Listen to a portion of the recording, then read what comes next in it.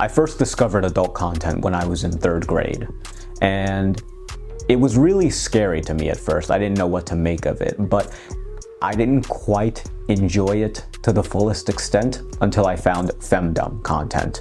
For whatever reason, my brain was triggered more seeing a woman in the dominant position rather than a man. Now, a lot of people will immediately hear that and they will say, that's the way it was supposed to be. You're just built that way. You're just wired that way. It's healthy then. Express it.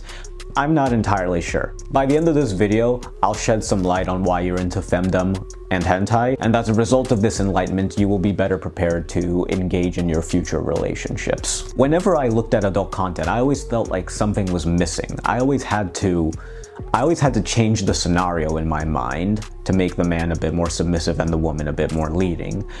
That all changed when I discovered doujins and hentai in the first year of high school, and it's amazing. I'm sitting there and it literally feels like all this is written specifically for me. It feels like the writer specifically took it out of my mind and drew it.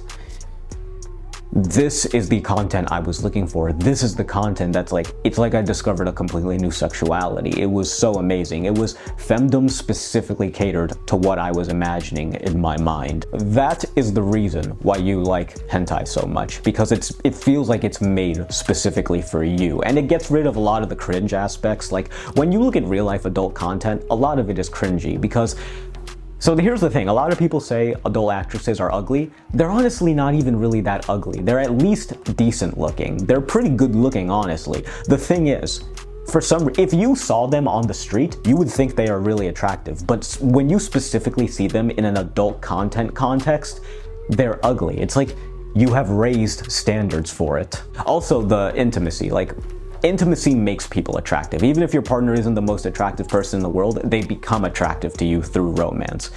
And with hentai, you get rid of that. With hentai, it's all just like drawn people, like none of the minor features are there. It's like idealized, so it's like, okay. So it gets rid of a lot of the cringe, especially with the dialogue. Like the dialogue is just as sappy in hentai, but because you're not hearing it, it is significantly less cringe. Your brain, your imagination goes a long way.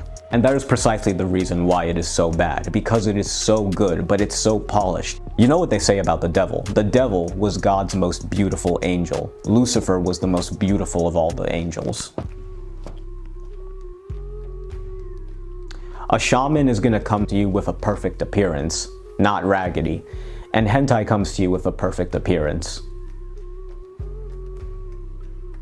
It's so clean and it caters exactly to what you want. That makes it so dangerous to get into. Now, I understand if you may not be prepared for this, if you don't want to turn into a prude, I get it, but like, you can feel hentai like corrupting you. You can feel like you want other people to look at the content you're watching, don't you? You have this thought like, oh, if only more people were into it and if only it was more commonplace. Like, I'm gonna be completely honest. I took my phone and I showed some of this hentai to my friends in school in the middle of class when I was in high school.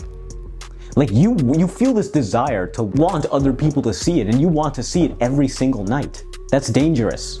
And it should be no more than once or twice a week at most. If you're really that horny, do something that makes you more attractive to women. Work out, go to the gym, join a martial arts. That aside, what about femdom? I think that femdom is natural to an extent. I was very surprised talking with a casual normie friend of mine. I was talking to him about femdom, like my desires, and he said, yeah, that's hot. Who wouldn't want to be dominated by a girl every now and then? A guy who was not submissive in any way, completely 100% traditional, very traditionally masculine, and yet he was like, yeah, who wouldn't want to be dominated by a girl every now and then? As long as you're not into the really, really hard stuff, that's a separate video. Like, gentle femdom is pretty standard. There's nothing wrong with it. And I believe one of the reasons why you especially like get into it as a boy, and why a lot of men get into it nowadays, is because you still have a boy's mentality.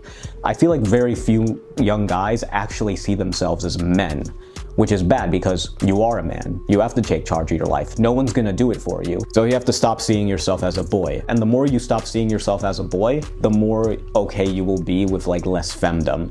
Now, of course, if you still want femdom every now and then, that's fine, you know? It could be your way of getting in touch with your inner child, having this mommy figure.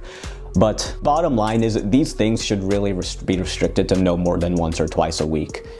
if you are living a completely healthy life where you are truly achieving your goals and working hard. And the way to do that is through a dopamine detox. If you want more immediately applicable content for your life rather than those BS entertainment videos that don't change anything, and you're tired of all those macho male influencers who don't understand you, hit the subscribe button. We're all gonna make it, boys. Ciao.